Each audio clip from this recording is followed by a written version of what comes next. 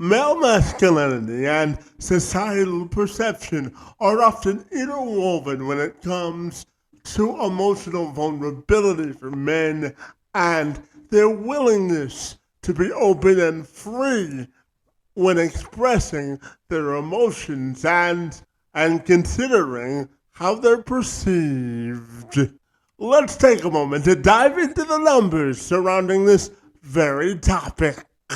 According to a 2025 National Research Group study, it revealed nearly 50% of men aged 13 to 30 desire to see men become more emotionally vulnerable, which may indeed represent a shift in the younger generation and their perception and perceived declaration around this very topic. Meanwhile, data from the Movember Foundation revealed 31% of American men reveal today that they view the ability to cry or be emotionally open as a strength, compared to 34% of men who viewed it unfavorably. This is all interesting food for thought for my friend Adam Tomlin. He's on a mission to help men pursue their happiness, make a living, make a difference, and ultimately make a life. He's the host of the Act Out podcast, and before taking up this noble mantle, he was an attorney who worked as hard to avoid his own emotions as he did working to accomplish somebody else's dreams. After a few years of rewiring his brain, he became wary of the fact and the narrative of the podcast bro, putting into perspective and comparison that compassion was a sense of weakness. That was anathema to both masculinity and political philosophy. He created his podcast to change that very narrative. He advocates for everyone to have the ability to pursue happiness so that everyone can make a life, make a difference, and make a living. He joined me this week to tell me more. I'm Kevin McShann. Let's have this conversation.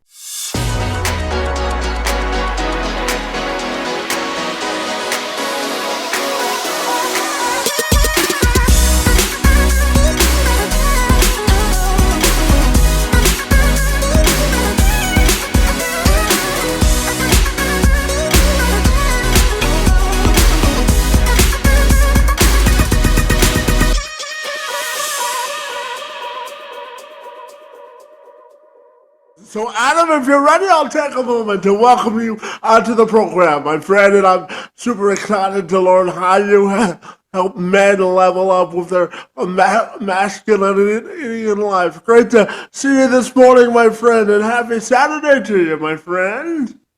Thank you very much, man. Absolutely. So, Adam, I know that you were on a path as an attorney, and your life wasn't exactly fulfilling in the way that you were hoping for. So, you started the Act Out podcast to talk about male masculinity and to rewrite the narrative on how we perceive men, society, and everything in between, my friend. So I'm wondering if we can start our conversation by you telling me about your journey and how you ended up to where you are today, my friend.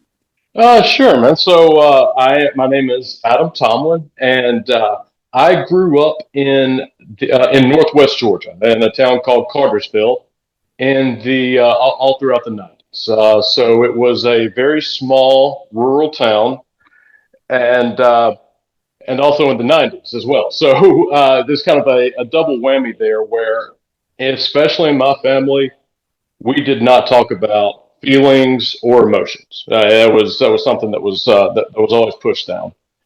So everything that I learned about feelings and and masculinity, anything along those lines, was through culture and through kind of Hollywood. And so what I learned was that as a man, it was not appropriate for me to show any emotion whatsoever, except for anger in certain times, and even then, like terms and conditions applied with anger. Uh, and so I think by me not having any sense or connection to my feelings, I was searching for a sense of identity. And the very first thing that remember kind of looking outwardly towards to like help bring a sense of fulfillment in me, it was something very, very small. It was like I know that whenever I stop getting the kids meal at the restaurant and then I order an adult meal, that's going to make me feel that's going to make me feel good. That's going to make me feel like I had a sense of accomplishment and bring me a sense of identity. And oddly enough, that did not pan out at all. And so what that began was a kind of a series of me having outward goals and expecting that if I were able to achieve those goals, then that would bring a not only a sense of fulfillment but kind of a sense of identity to me as well. And after none of those things worked out, there was one thing that I had left. My entire life, I wanted to be an attorney. There was kind of a like a social status to it, and it was also something that I felt like I would be pretty good at with my strengths and skill set. And so, because I knew that that was what I wanted my entire life, I thought that as soon as I put my hand on the Constitution and swore the oath to in order to be admitted to the bar, that would be it. Like then I wouldn't just be like the Adam guy. I would be Adam C. Tomlin, Esquire, and I was so excited to have that. And I remember whenever I swore the oath and I became a member of the bar, that next morning I woke up and I felt the same level of emptiness that I had my entire life up until then. The difference was, though, that sense of emptiness felt like it was all encompassing. Because basically being an attorney that was my last ditch effort of being able to have an identity. And whenever I became an attorney and I still felt absolutely empty, my brain broke inside. And so at that point, I didn't get help immediately. Actually, I felt like I was so beyond broken that I did not even get help until 7 years after I became an attorney. And and the only reason why I got help then was because my son was being born, and I knew that there were going to be uh, patterns and hurt and harm that I was going to repeat on him, and he was not going to be any better off than I was, and that terrified me enough to where I was like, it's too late for me, but I've got to get help for him, and so that's kind of how I started my journey of getting help. Well, I appreciate you sharing that, my friend. And Adam, I also wanted to talk to you about, the changing landscape when it comes to expectations and male expectations. And, I'll use myself as an example as I set up this quote. question. So, Adam, I was born with cerebral palsy, and I found out at the age of 9, buddy, that I wouldn't be able to walk for the duration of my life without assistance. And I credit my middle school principal. Her name was Dr. Carol Cruelly, with sort of changing the trajectory of my life. And she said to me when I went to her office one day that the only set of expectations you have to meet are your own, because if you don't meet your own level of expectations, it's hard to rise to the level of anyone else's. So, well, that is a backdrop, Adam. I'm curious to get your thoughts on the word expectations, how they relate to society and men's expectations on how they're supposed to show up in life. What are your thoughts there, my friend? Okay, so first of all, I think that it is absolutely phenomenal that you had your middle school principal there for you. What was it, Dr. Carroll? Was that her name? Yeah, yeah. Yeah. First of all, for Dr. Carroll, you never know how much power and impact and how much life that you can breathe into someone just by showing up and being there for them. So I'm very very happy that you had Dr. Carroll there for you at that point in your life. Now, as far as expectations and kind of how that ties into masculinity, there there are there are expectations that men have to meet in order to meet the definition of traditional masculinity that are absolutely impossible. They So what happens is that people who kind of subscribe to this alpha male, the only way you can be masculine is by showing like physical strength or by how well that you can push down emotions. What that is doing is putting way too many of our men behind the eight ball, because what that does is breeds a society of insecure and scared men who kind of um, confuse cruelty and bully and being a bully as strength. So that's kind of what happens whenever you have these expectations around everyone, instead of kind of putting it down on an individual level, like you were saying with Dr. Carroll, where the only expectations you have are for yourself. Yeah, absolutely. And, Adam, I'm also curious to ask you about what it means to be an all star father in today's modern society, my friend. I know you're a dad yourself, and for every parent, for every dad specifically, that definition changes. So, for you, what does it mean to be an all-star dad and to show up for your kids in an authentic way? What do you think that means, my friend? That is such a good question, Kevin. And I think that kind of my answer to you, if you would have asked me whenever my wife Kaylin was pregnant with my son, uh, if you would have asked me that question then, I would have given you a completely different answer than what I would give now. So I love this question. I think that before, if you would have asked me, what does it mean to be an all-star dad? That means that you have to be perfect, that you show up every single time the exact same way.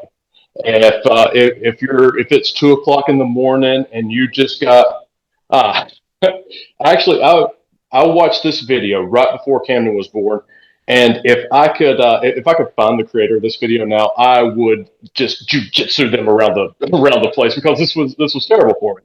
But it was this guy was talking about, whenever I am upset with my son, and I'm in this like really tricky moment, I pretend like I'm 83 years old, and that I've been in a retirement home, and I had a time machine, and I was able to go back only to this one specific moment. And so I no longer think of myself as being the dad and having the tough time. I think of myself being that 85-year-old, and all of a sudden I have more grace than I am, and I'm completely, and I'm, and I'm a great dad, or an all-star dad, is like you were saying. Well, what happened for me whenever that happened? It was 2 o'clock in the morning, and I had to change Camden's diaper, and he was crying and like moving around like an alligator, like basically just like flipping himself over and over. And I remember being so frustrated, just wanting to go back to sleep. I was like, "Oh yeah, that's right. I All I need to do is pretend like I'm 85 and I've been in a nursing home all day." Uh, I tried to do that, and I was still just as mad. And so what happened then, it was kind of a double thing. I felt bad because I was losing my temper with my son in the first place. Then I also felt bad because I failed at this task of pretending like I was an 85-year-old. It was kind of, I was setting myself up to fail. So whenever you have unrealistic expectations for yourself to be a perfect parent, you are going to feel like a failure the entire time. So asking me today, what does it mean to be an all-star dad? It means being present with your kid, having a connection, and providing a safe space for them to explore their explore their inner world, explore their emotions, explore their likes, their interests. As long as you can do that and keep the focus on your kid, that's being an all-star dad. Yeah, absolutely. And Adam, one of the reasons I wanted to talk to you is because we share a mutual synergy, my friend. One of the reasons I started this podcast 6 years ago is I looked at the world and I said to myself that there has to be more that binds us together instead of dividing us, my friend. And I know that you are committed to sort of subverting the status quo and giving people the permission structure to care about their mental health and their perceptions of their masculinity as men and as a society, my friend. So, talk to me about the importance of subverting the status quo and really providing a platform where people can find their purpose and meaning in life. What does that mean to you, my friend? So it actually ties very much into one of the last questions that you asked. It is to me, I see this as a vital mission. What you're doing, what I'm doing on the Act Out podcast, and there are now like others. I think that this is kind of starting to be something that is getting bigger, and so I am kind of hopeful. I am hopeful for the future. But why I consider it vital is because whenever you define masculinity and strength in one very specific way of physical strength and how well you can keep your emotions down. What that does is makes you disconnected from yourself and your body. And it makes you not trust your lived experience in the first place. So that does not set anyone up for success at all. And also, what it can do is lead you to be kind of susceptible to certain misconceptions. So, one of the things, whenever you only define masculinity as outward strength, it is very easy to see violence and cruelty as exhibitions of strength. But violence, cruelty, and things of that ilk, that's tearing people down. One of the it is a classic sign of insecurity and is the exact opposite of strength. The way I define strength, the way I define masculinity, is based on how high you can lift somebody up. Whenever you have whenever you are have kind of a lifestyle built around compassion and empathy, showing up for your fellow people, what that does is give permission for others to do the same. And then whenever you do that, hopefully it kind of sparks a movement of people who are living for themselves and who are looking out for their fellow people. Yeah, and Adam, I'm also curious to ask you about, you know, healing societal divisions, because I know that you began this mission because you were tired of listening to, podcasting and other outside narratives about how we should view life through the prism of the status quo, my friend. So tell me about rewriting that narrative and the way you look at how we should all work as a collective unit to heal societal divisions today, my friend. What are your thoughts there? My thoughts, I'm going to just straight plagiarize Barack Obama. We are not as divided as our politics suggest. Even if you look at, especially in America right now, one of the biggest divisions, so to speak, between the right and the left is on immigration. But once you realize that subject of immigration is really just a fear response, and it's an exploitation of people's fears and uncertainty. Once you realize that those fears and uncertainty are actually about a lack of access to opportunity. It's the idea that you're not going to be able to move ahead in life on your own. That's where that sense of fear kind of comes from, and it can be exploited that way. And so once you realize that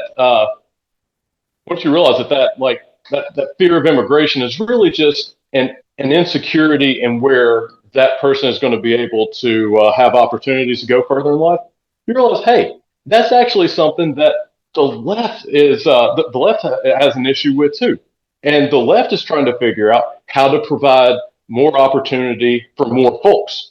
So I think once you start going one level beneath what the biggest divisive issues are, you realize actually how much more we have in common with each other. And so once we can remove the fear, we can actually get to compromise, and we can get to moving forward together as a collective. Yeah, absolutely. And Adam, I'm curious to ask you your opinion on what it means to have both professional and personal resilience. And, because, one of the sides in my office is that adversity, resilience is the answer to the test once adversity strikes, my friend. So, talk to me about overcoming adversity, your definition of personal and professional resilience, and how we can use each opportunity in life as a learning experience, my friend. What are your thoughts there? So I think that I'm going to start with the personal resilience. I think that to start personal over professional is kind of sets a better foundation for you to where you will be able to be more professionally resilient as long as you. Sorry, didn't mean to hit my microphone. You will be more professionally resilient if you can learn to be personally resilient first. And the only way that I know how to be resilient is to freaking fall flat on your face. I don't know any other way than to just absolutely fail. I think that you have to experience the failure, that feeling inside where you had a goal and you thought you were going to make it and it didn't work out.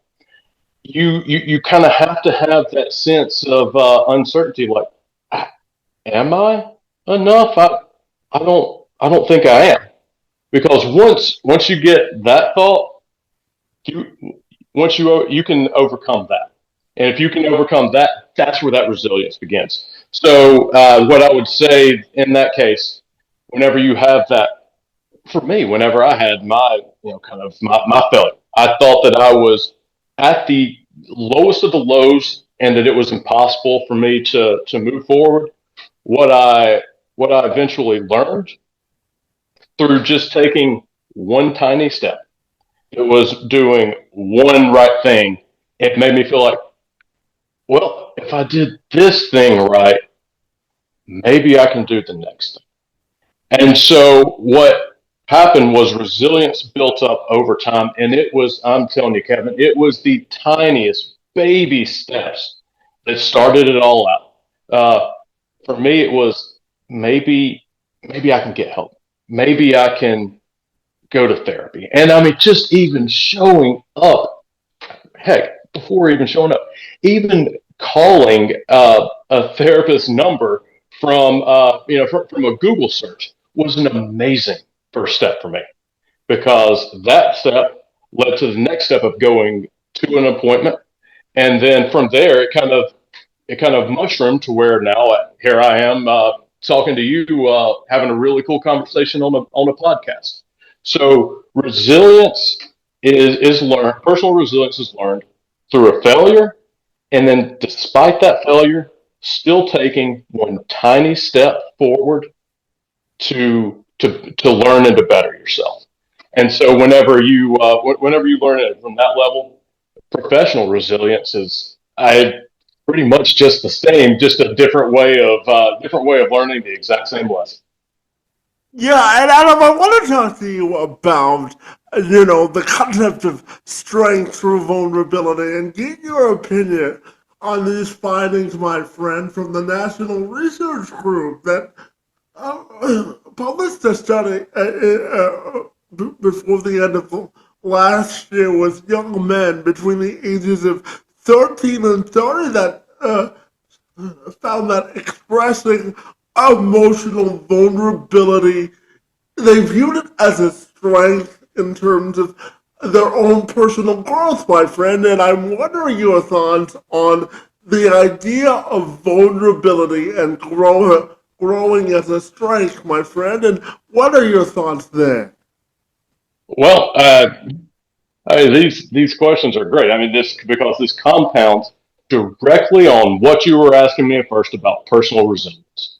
Um, so whenever oh my goodness, I am so sorry, Kevin. My mind just went completely blank there. Okay, so it was the 13-year-olds, 13 to 30, 50% express wanting more vulnerability. That's Um, correct, yeah. yes.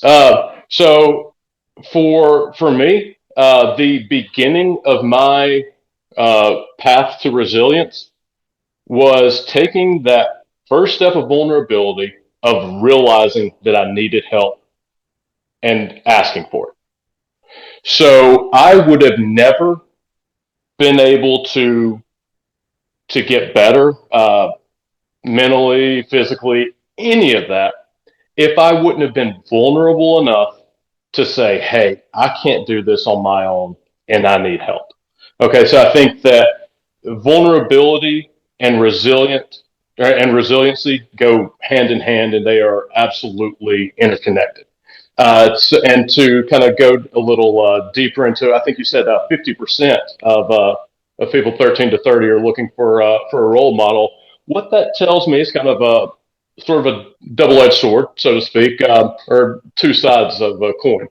But there, one that leaves me a little optimistic that we have, almost a majority of folks of men who realize that strength, resiliency, and vulnerability can be tied together. Um, that makes me feel good. But then on the other hand, it shows me that we also have, you and I, Kevin, we have our work cut out for us, because there's still 50% of guys out there that aren't looking for that. That 50% think that vulnerability is weakness, and that strength is only shown on the outside. And so I think that yeah, there's some good things there, but then there's also, it shows me that you and I have our work cut out for us. Well, the grind never stops, right? When we're trying to inject more positivity into the world, right? Yeah, absolutely, my friend. And Adam, I'm curious to ask you about the pursuit of happiness, because I know this is a big part of your platform in helping men understand that they're worthy of happiness and pursuing their own version of it, my friend, because as I mentioned before, everybody's portrait of success is different. So talk to me about giving men the appropriate permission structure to seek their own level of individual happiness, my friend. How important is it to overall personal and family growth so that men understand that they have value in the world as well. What are your thoughts there, my friend? Oh man, such a good question, Kevin. There's sort of a kind of a like a political side to that, as well as sort of the mental health side to it. So I could just very briefly on the political side. The idea of the pursuit of happiness is as American as apple pie. That is one of the things that is guaranteed. For Americans. We hold these truths to be self-evident that we are all made equal. We're endowed with rights, life, liberty, and the pursuit of happiness. That to secure these rights, governments are instituted among men, deriving their just power from the consent of the government. So the pursuit of happiness is something that is intrinsically American. And so, from that perspective, it's not just vital for men to be able to pursue happiness, but every single person, and that is the ethos of the Act Out podcast: is that everyone deserves to pursue happiness. And so, also then, kind of going in the mental health route, I think that the way that you framed that question, Kevin, was amazing, and that is do men kind of think that they deserve to be able to pursue happiness? And I think that that word "deserve" is it's kind of a powerful word to expose the kind of the dark underbelly of masculinity right now. Because if you were to ask most men who kind of believe that masculinity is only outward strength or kind of the machismo version of it, if they deserve to pursue happiness, they would probably say no. There's something about deserving that feels like that can feel like a kitschy, that can feel like a bad word. Certainly, how I felt growing up, I was like, deserve? No, no, that's not. It's not that. It's not like that. Um, that mindset, though, very much played into a lack of a sense of identity in me. And so, me not feeling like I deserve things made it a lot easier for me to kind of fall susceptible to misconceptions about not only myself and like I didn't deserve to be happy, um, but also kind of in other people. I think it was a very kind of like a socially libertarian way of like, everybody just needs to pull themselves up and work it out. They'll figure it out. Everybody's going to be miserable. And so I think that added to, or without having that belief that you deserve to pursue happiness, you can kind of have that attitude that no one deserves to pursue it. We should all just be angry and vengeful. Yeah, and Adam, I want to combine my next two questions because they're interconnected, and I wanted your opinion on what it means to find common ground in life. And when we talk about life and masculinity, if we combine those two sort of concepts. And I wanted your thoughts on these findings because our friends over at the 19th reported that 86% of men define manhood through the traditional definition of being a provider, and a 6% feel more accepted and comfortable if they're viewed in sort of the traditional way of looking at masculinity and manhood, my friend. So I'm curious to ask you about, if you have a feeling on the traditional way of looking at both manhood finding common ground. And, this study also revealed that 80% of men feel pressure to live up to the traditional definition of manhood, my friend. So the question is about common ground, masculinity, and manhood, my friend. Fred, and how do you think we should help men reshape sort of their definition and how they view it, my friend? What are your thoughts there? Okay, so what those statistics tell me, 86% of men feel like they have to be a provider. Yeah, So that kind of goes into very much like a purely capitalistic socioeconomic frame of mind where your value and your worth is determined by how much you make and how much money you make and how well that you can make sure that your family has not only all the bills taken care of, but that they are in a firm and sound financial footing. That is a recipe for for anxiety and depression. Okay, because what you were doing there is saying, "Hey, I'm only worth as much as I bring in." Uh, no amount of money in the world is going to make you feel complete. It's not going to make you feel whole. Trust me, I although I didn't make all the money in the world, I didn't come remotely close to it. I was making like decent money. Absolutely miserable. Absolutely miserable. I was providing for my family in that uh, kind of patriarchal structure that we're kind of talk about with that whole 86% believing. And whenever I think back on those times, I was absolutely miserable. I was so worried that failure was just around the corner, and I would be a failure if I wasn't a provider.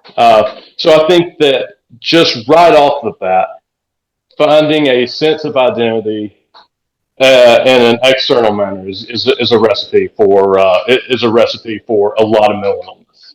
So what do we need to do, Kevin? What you and I need to do is show folks by example that there's a better way, that we can be strong and still be compassionate at the same time. So I think that what that means is by making sure that we give folks access to mental health treatment and make sure that we're kind of all checking in on one another and that no one is left on their own.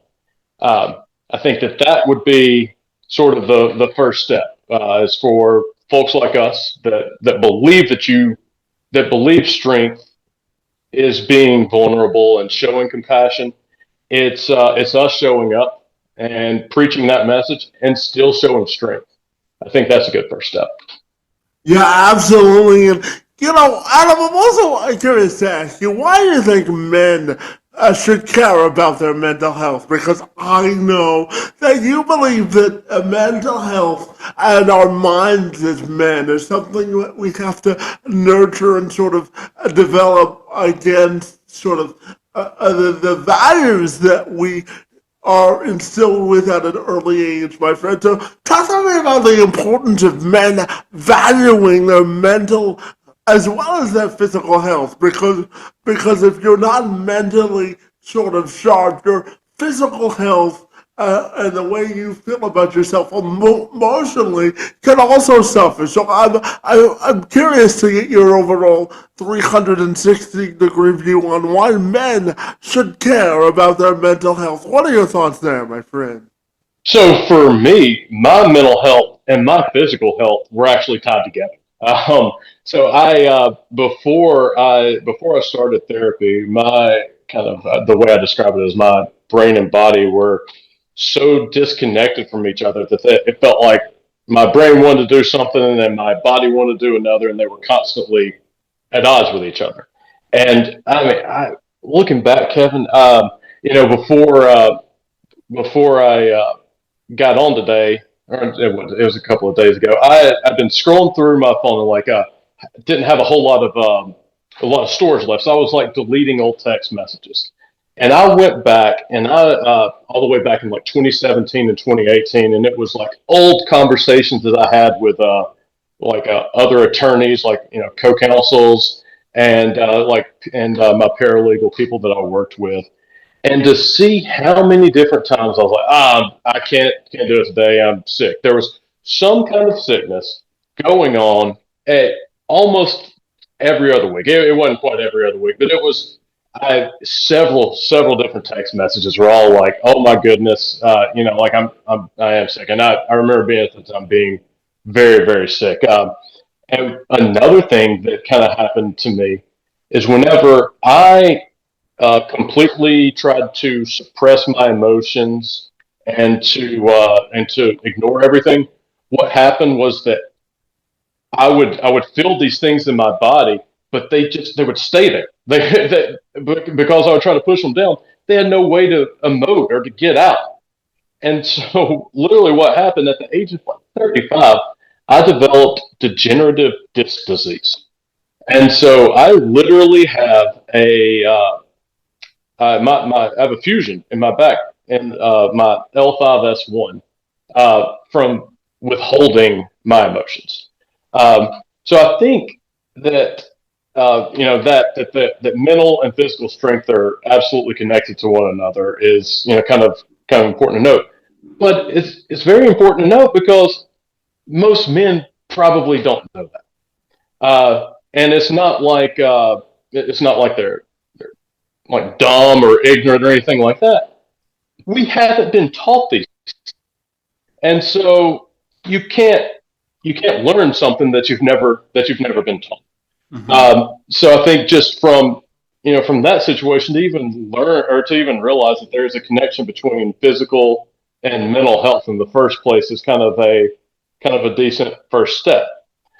But there's also the stigma, and it's because of a very kind of black and white way of thinking that vulnerability is always weakness. So if you ever show any vulnerability, then you are being weak.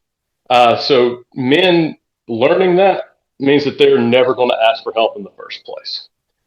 So we have to end this kind of misconception that vulnerability is weakness, and we have to show them no. Actually, the first step to resiliency, the first step to strength, is actually breaking down and being vulnerable enough to move forward. Yeah, and Adam, I'm gonna end our conversation by asking you about your overall ethos, my friend, of discussing the pursuit of happiness. And what do you think people need to know about creating a life, earning a living, and making a difference, my friend, in terms of how they set up the principles of and values of their own life. And then secondarily, I'm curious how this work sort of contributes to your own personal and professional legacy and how you want that to be defined. What are your thoughts there, my friend?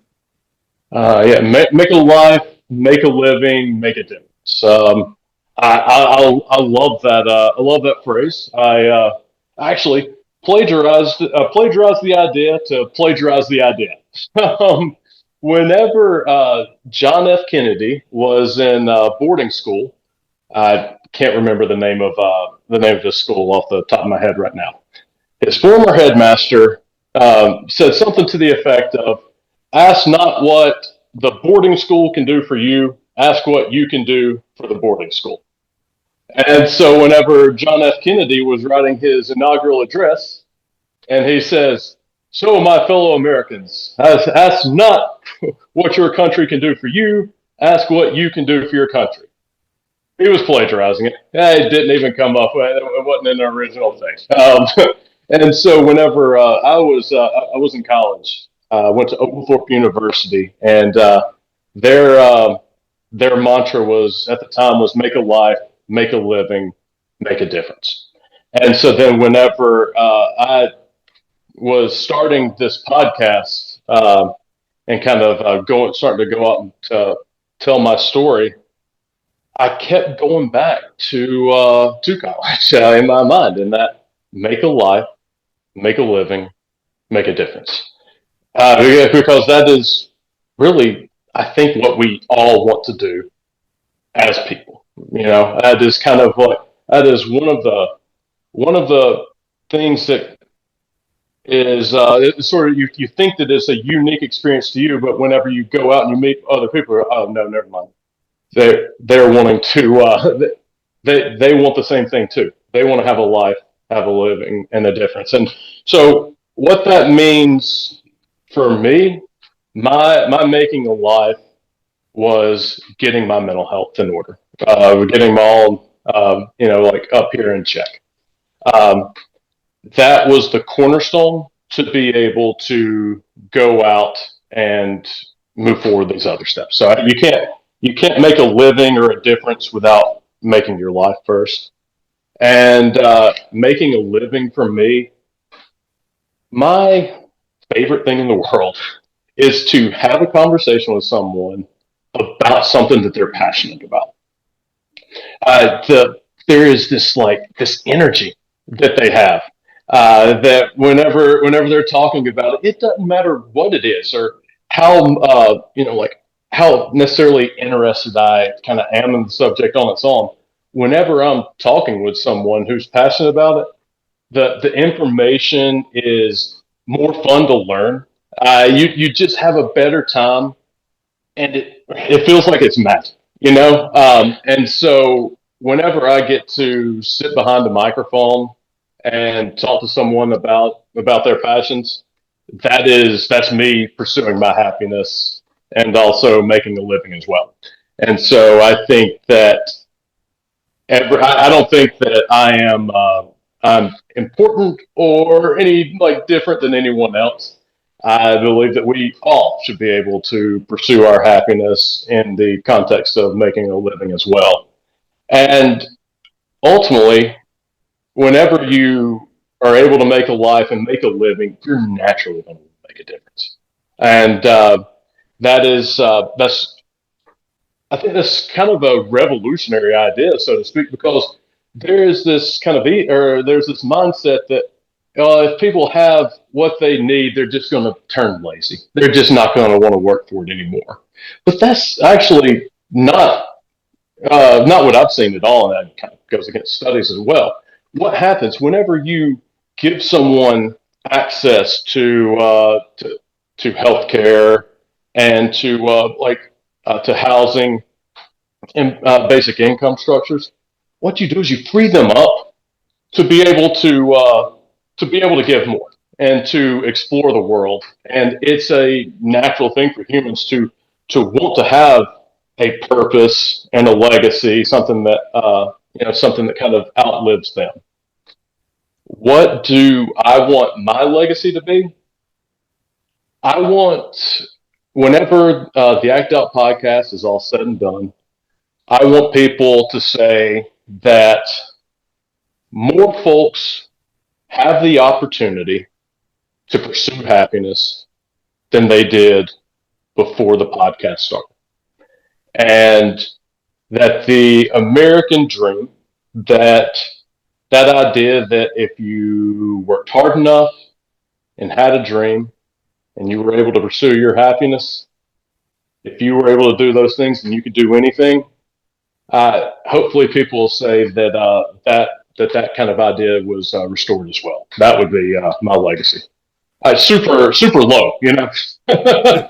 Yeah, absolutely. Well, I appreciate you sharing that, my friend, and being so vulnerable and open during our conversation because I believe that's how we make societal progress by sharing ideas and communicating about them. So I appreciate that, buddy. And I wanted to ask you, buddy, if people wanted to get connected with you, what's the best way they can do that? Yeah.